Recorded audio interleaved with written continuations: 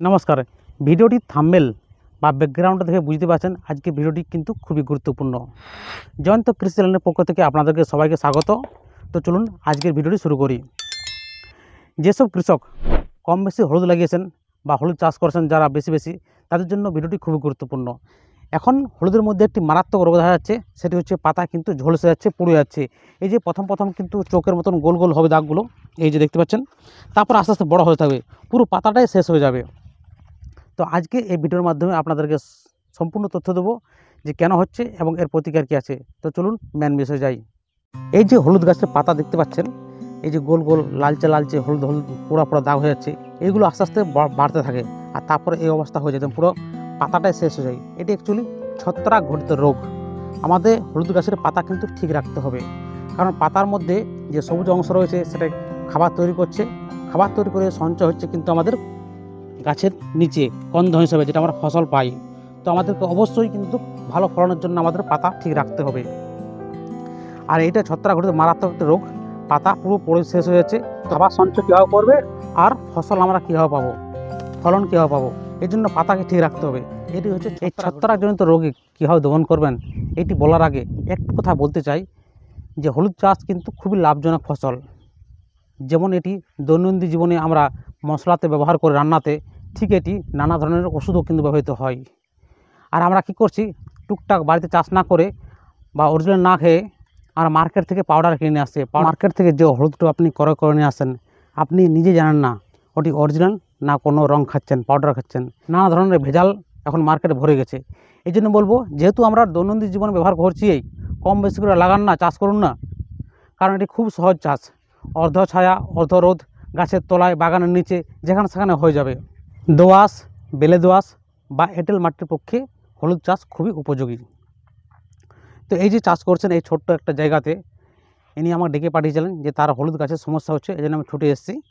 তো তাকে পরামর্শ দিলাম, আপনি যদি চাষ করেন কম বেশি করে, যেখানে লাগাবেন সেখানেই হয়ে যাবে, কারণ খুব সহজে হয়ে যায়। আর এর রোগ পোকা খুবই কম।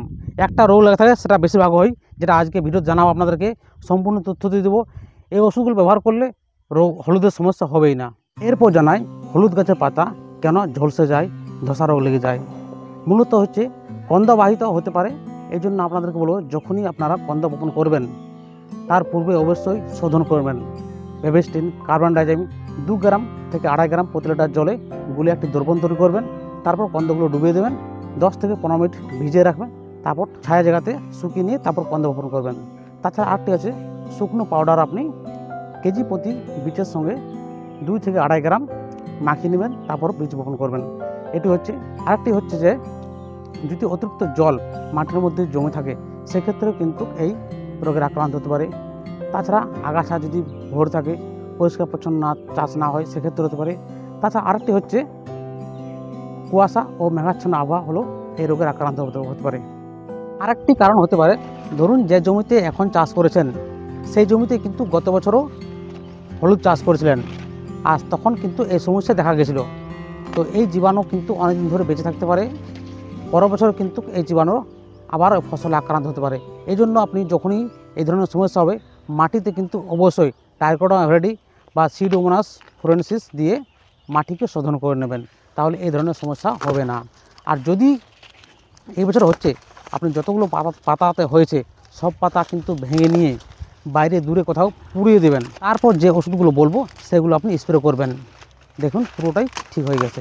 এটি হচ্ছে একটি ছত্রাক ঘটিত রোগ, এই জন্য ছত্রাকনাশক ওষুধ স্প্রে করতে হবে। কার্বন ডাইজামিন প্লাস ম্যানকোজেব গ্রুপের যে কোনো ওষুধ, যেমন সাপ রয়েছে, স্প্রিন রয়েছে, এগুলো আপনি স্প্রে করতে পারেন। 2 গ্রাম প্রতি লিটার জলে 15 দিন অন্তর 3 বার স্প্রে করুন। তাছাড়া আপনি যদি একটু বেশি দামের স্প্রে করতে চান, সেটি হচ্ছে আপনি রেডোমিল গোল্ড বা অ্যামিস্টার টপ স্প্রে করতে পারেন।